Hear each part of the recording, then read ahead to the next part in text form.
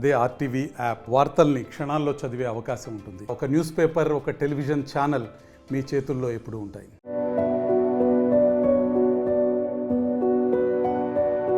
Tollywood hero Venu Thottempudi ఇంట్లో తీవ్ర విషాదం నెలకొంది. వేణు తండ్రి ప్రొఫెసర్ తొట్టెంపుడి వెంకట సుబ్బారావు కన్నుమూశారు. వృద్ధాప్య సంబంధిత సమస్యలతో సోమవారం తెల్లవారుజామున ఆయన మరణించారు. తండ్రి మరణంతో వేణు ఇంట్లో విషాద ఛాయలు అలుముకున్నాయి. వెంకట సుబ్బారావు భౌతిక కాయాన్ని ఉదయం 9 గంటల నుంచి మధ్యాహ్నం 12 గంటల వరకు శ్రీనగర్ కాలనీలోని స్టీల్ అండ్ మైన్స్ కాంప్లెక్స్ నందు సందర్శనార్థం ఉంచనున్నారు. సుబ్బారావు మృతి పట్ల పలువురు సినీ ప్రముఖులు సంతాపం తెలిపారు.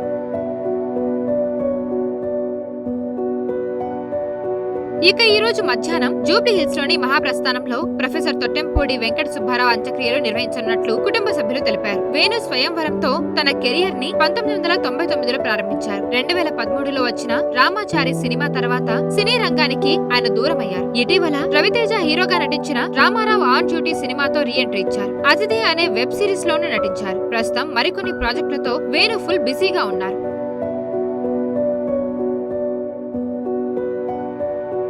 మరిన్ని వీడియోస్ కోసం ఛానల్ ని సబ్స్క్రైబ్ చేయండి. లేటెస్ట్ అప్డేట్స్ కోసం వాట్సాప్ ఛానల్ ని ఫాలో చేయండి. అండ్ లింక్ డిస్క్రిప్షన్ లో ఉంది.